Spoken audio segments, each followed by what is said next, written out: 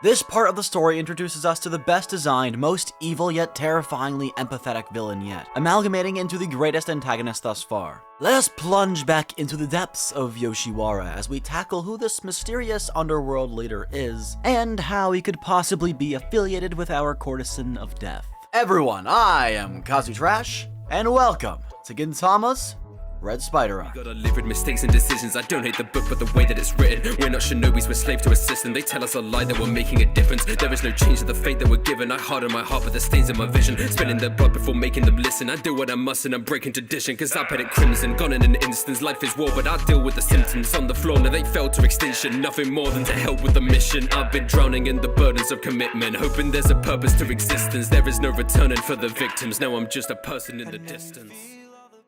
With Hosen gone, a gap in power was at play. Yoshiwara was turning into a breeding ground for illegal activity, a criminal's paradise. All at the command of one man hiding amongst the shadows. Enter Jariah the Spider. After Suki and Gin snuck into a gang to catch the big boss, they were immediately met with the man himself in a terrifying, overwhelming display of power. The duo were utterly outmatched in every aspect thanks to Jiraiya's threads. What I like to call straight up the coolest ability revealed thus far. Extremely reminiscent of Sekiro's Lady Butterfly, he utilizes these imperceptible threads, one, as footholds to bounce around, of course amplified by his inhuman speed, manipulating any area to his will, and two, to ensnare his victims in a sticky web, granting the ability to slowly whittle his foes down until they can no longer resist, and finally deal the finishing, absolutely calculated blow. So long as you're in Jiraiya's domain,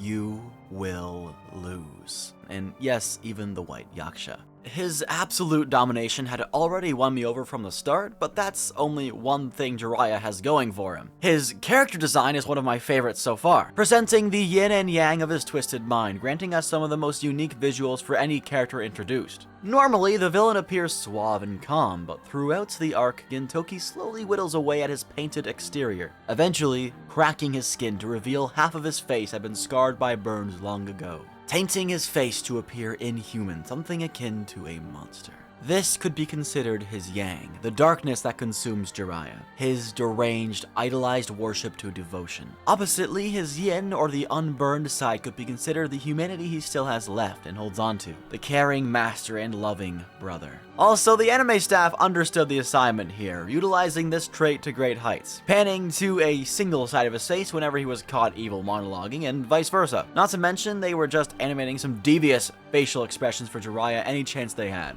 The devotion he harbors is something truly villainous. What Jariah does is develop a special, seemingly pure and heartfelt bond with someone. Keep in mind, this often takes years to perfect his art, the canvas in the form of a human, before murdering them with his very hands. This fills him with an indescribable darkness, and more so pleasure. It's the build-up to this climax of this mix of emotions that keep him going day to day. But it wasn't always like this for the ninja. As for his backstory, he was forced to serve the people that slaughtered his entire village, leaving only his sister as blackmail, forcing him to fight for them. As long as he continued doing so, they promised his sister's safety. Jariah continued to carry out his missions mechanically, destroying his mental state along the way. Sometime after becoming their dog, his sister would take her own life to free him from his torment.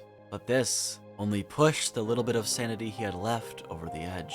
All that remained was the fear of losing anybody else, a feeling that had also affected a certain Gintoki Sakata. Only Gintoki had luckily struck gold with his friends. People that, even though he was abstinent about pushing away, had stayed by his side nonetheless, in a way forcing themselves into his life. On the other hand, there's Jariah, who didn't have anyone like this, and the fear eventually consumed him. Soon, Jariah would be ordered to murder every one of his comrades, giving birth to that intoxicating feeling I mentioned earlier, setting him down his fateful, deadly, and twisted route. Oh man, now that is a villain! Now that is a villain. Perfected. For now, Gintoki was seemingly murdered, and Tsukuyo was taken away. Oh, and guess what? Zenzo was reading a magazine here where Takatsuki was on the cover! Woo! There it is. There's a little Easter egg. So, whatever he's doing, Takatene's doing good for himself. He's in something called Takathin Man, or Takathin Man, I don't really know. You know what, Takatene? I'm glad you're doing good for yourself, man. I just wish you would come back. I miss you. Speaking of, it was super cool to bring back Zenzo's dad again after not having seen him for like, what, 100 episodes? I didn't know they'd be bringing back the kick the can guy. It's actually super cool that Sorachi used Zenzo's dad again and wasn't just a stupid, silly throwaway guy. Unlike Takatene, I miss you. For now, let's move that spotlight over from Jiraiya to Suki. When Hinowa was talking to the Oddjobs about Tsukuyo, she let them know that whenever these three goofballs are around, she reverts back into a normal girl again. She's able to forget she's the leader of the Hyakka, far and away from Jiraiya's strict mechanical teachings and upbringing. Something nobody else ever managed to do. Later on, we would witness Tsukuyo truly broken with all of her ability to fight back stripped from her, leaving the girl hopeless at the whims of a threat she thought nobody could take down, even including Yoshiwara's savior Gintoki, but here he was, condemning her for trying to shoulder her burdens all on her own again. Gintoki's monologue here was great, telling her it's okay to weep and ask for help, to lean on him with her runny nose or laugh when she feels like laughing, as he puts it. Hinowa would go on to explain that any heavy burden feels stupid when they're around the Oddjobs. There's something about this part that nearly made me cry as well. Hell, if I'm being honest, any slightly emotional moment from this arc had that effect. It's a simple scene, but it's awesome to see this positive effect the Oddjobs have on everyone around them. It's also where we learn that there is actually one person Tsukuyo used to rely on, and who would protect her no matter what. Ever since he died though, for probably more than 10 years now, she shut herself out and bottled up any human emotions attempting to resurface. That fact really helps the viewer understand how huge it is that Tsukuyo actually opened up that part of herself again. While we're on that topic, the he I was referring to was none other than Jariah, her former master and original head of the Hyakka, the man whose new fixation was the courtesan of death, and the art he was sculpting was Tsukuyo, all planned out from the beginning. In fact, that sacrifice should have been the completion. The masterpiece he had created should have been fulfilled, only it wasn't. Because unlike Jariah, she managed to find people she could rely on. Now, Jariah has to burn away everything she loves to return her mind to its former state.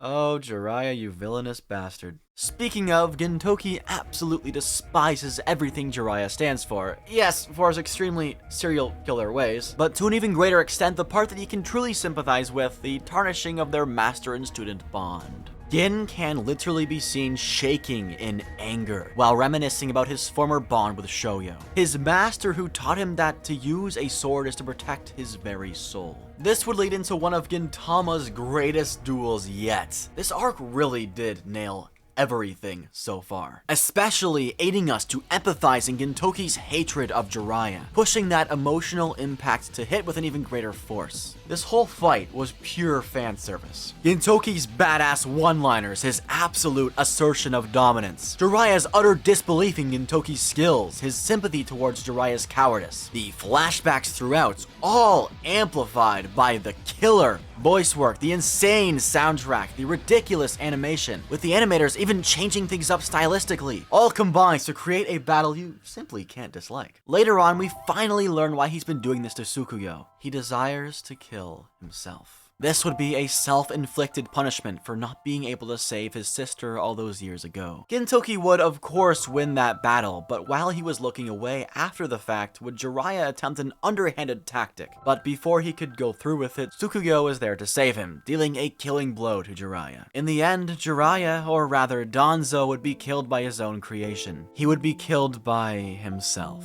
After this, Zenzo pops in and lays out his entire life story before them. A backstory Sorachi has yet again one-upped himself with. A lot of what I've already said was from this scene here. A terrified boy and his sister, heartlessly taken advantage of, destroying the lives of both. An unnecessary horror of war swept into the shadows. Before Jiraiya bled out fully, Tsukuyo would embrace Danzo and literally offer her a shoulder for him to lean on, explaining that she wished she knew all this earlier so she could have helped shoulder that burden together. This scene here really does highlight what Danzo saw in Tsukuyo and why he became so fixated on her. After nearly killing everyone she loves, she'd still find it in her heart to understand how he'd been wronged in his life like she was wronged in hers.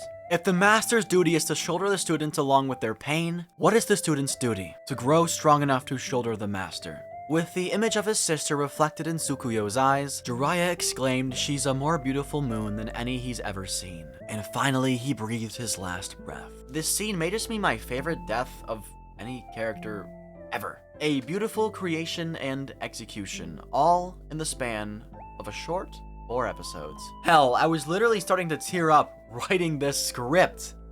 Oh, that's how hard this one hit me, man. This arc ends in a hilarious drinking party with Tsukuyo going batshit insane after drinking too much and passing out. In the morning, she wakes up, but Jiraiya's deeply seated scars were clearly still eating away at her. So Gintoki reaffirmed to her that she, scar and all, is beautiful and her soul is clean. In a final line, Tsukuyo sends us off with, "I'm glad to have met you all," completing the arc, freeing the courtesan of her past shackles. Well, everyone, that was Yoshiwara 2, the Red Spider arc. And, oh man, I'm just gonna come out swinging. That's a 10. That's a 10. That's a freaking 10! Again, Yoshiwara is 2 for 2 for 10s, okay? But the big question is, where does it rank?